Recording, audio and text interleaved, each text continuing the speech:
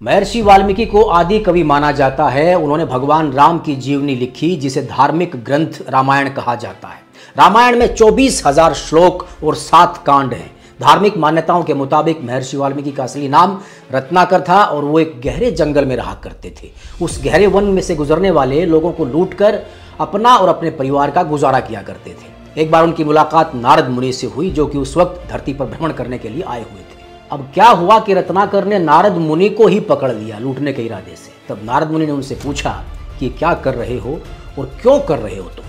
जवाब में रत्नाकर ने कहा कि ये मेरी आय का स्रोत है, यानी कि मेरी इनकम का सोर्स है। इसकी मदद से मैं अपने परिवार का भरण पोषण करता हूँ। नारद मुनि ने कहा कि तुम ये पाप कर रहे हो और इनका भुगतान तुमको करना पड़ेगा। क्या तुम्हारे परिवार के लोग इन पापों को बटाने में तुम्हारी मदद करेंगे?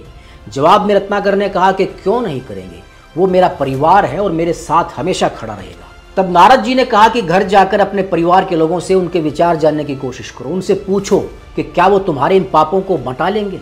वो घर जाते हैं। घर पहुंचने पर वो अपने परिवार के लोगों से बारी बारी पूछते हैं कि क्या मैं ये जो दुष्कर्म कर रहा हूँ, ये पाप कर रहा हूँ, लूट मार और जो हत्याएं मैं कर रहा हूँ, उस पाप को, उन पापों को आप मेरे साथ बटाओगे, मेरे इन पापों को?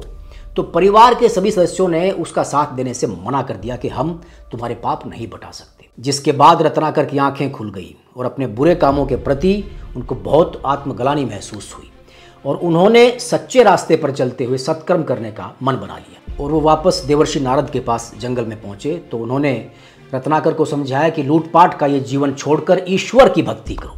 रत्नाकर ने उनसे पूछा कि भक्ति कैसे करूं, क्या होती है भक्ति? ऋषि नारद ने कहा कि तुम राम नाम का जाप करो और निरंतर करो। लेकिन रत्नाकर इतने अज्ञानी थे कि उन्हें राम शब्द भी सही से बोलना नहीं आता था। इसलिए नारद जी ने उनसे कहा कि तुम ऐसा शब्द यूज़ करो जो अपनी ज़िंदगी में अब तक तुम जिसको यूज़ करते आए हो, यानी कि मरना मारना ये सब ही उनका काम था।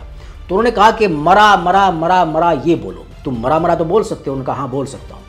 तो वो मरा मरा का जाप करने लगे और मरा मरा मरा राम राम राम करते करते वो राम बन गया। मरा से मरा मरा करते करते राम राम राम का शब्द जो है वो उनके उच्चारण में आ गया और वो उसका जाप करने लगे। इसी जाप से रत्नाकर ने 9 वर्षों तक तपस्या की और फिर महर्षि वाल्मीकि बन गए। यानी कि रत्नाकर से, एक लुटेरे रत्नाकर से वो महर्षि वाल्मीकि बन गए। कहा जाता है कि ऋषि वाल्मीकि ने ब्रह्मा जी को प्रसन्न करने के लिए और अपने पापों की क्षमा याचना करने के लिए कठोर तप किया। तपस्या के दौरान, वो जो तपस्या उन्होंने की, उसके दौरान वाल्मीकि जी इतने ध्यान मग्न हो गए कि चींटियां उनके पूरे शरीर पर अपना घर बना चुकी थी और उनको इसका जरा भी एहसास नहीं था।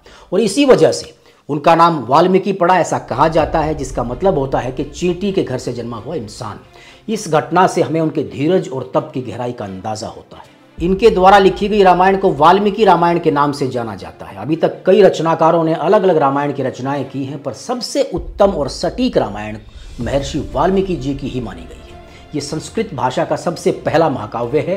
कलयुग में रामचरितमानस के रचयिता गोस्वामी तुलसीदास जी को भी इन्हीं का अवतार माना गया है। ये एक ऐसा महाकाव्य है जिसमें सिर्फ भगवान राम की कहानी ही नहीं है, बल्कि इसमें उनके जीवन के कई महत्वपूर्ण पाठ भी छिपे हुए हैं। वाल्मीकि जी ने रामायण को 2 भागों में लिखा, बाल कांड और अयोध्या कांड। उनकी लेखनी इतनी सशक्त है कि उन्होंने हर पात्र को जीवंत कर दिया। ऐसा माना जाता है कि उन्होंने भगवान राम के चरित्र को सिर्फ एक अच्छे राजा के रूप में नहीं, बल्कि एक अच्छे व्यक्ति के रूप में पोर्ट्रे किया है। महर्षि वाल्मीकि का जीवन हमें सिखाता है कि हर इंसान की जिंदगी में बदलाव की संभावनाएं हमेशा रहती हैं और अपार हैं। आपका अतीत चाहे कैसा भी हो, आप अपने कर्मों के द्वारा एक नई शुरुआत कर सकते हैं। उनका संदेश आज भी जिंदगी के लिए उतना ही प्रैक्टिकल है जितना कि हजारों साल पहले था। कहा जाता है कि श्री राम के जीवन पर लिखी गई रामायण को सबसे पहले हनुमान जी ने लिखा था, पर जब उन्होंने वाल्मीकि जी की रामायण को पढ़ा तो उनको ही इसकी पूरी ख्याति यानी कि पूरा श्रेय देने के लिए भगवान हनुमान जी ने इस वजह से पहाड़ पर खुद की लिखी रामायण को समुद्र में डुबो दिया। आखिर में महर्षि वाल्मीकि की कहानी हमें सिखाती है कि हर इंसान के अंदर परिवर्तन की क्षमताएं होती हैं। उनकी ज़िंदगी से हमें मोटिवेशन मिलता है और हम अपने अतीत को पीछे छोड़कर अपने जीवन में एक नई शुरुआत कर सकते हैं। जैसे वाल्मीकि जी ने अपने जीवन में मुश्किलों को पार किया और एक महान कवि बन गए, वैसे ही हमें भी अपने जीवन के लक्ष्यों के प्रति दृढ़ रहना चाहिए। इसलिए अपने भीतर की शक्ति को पहचान कर अपने सपनों का पीछा करते हुए जीवन में एक पॉजिटिव चेंज के लिए कदम हमेशा आगे बढ़ाना चाहिए। तो दोस्तों, ये थी महर्षि वाल्मीकि की कहानी और याद रखें, आपकी कहानी अभी बाकी है। धन्यवाद।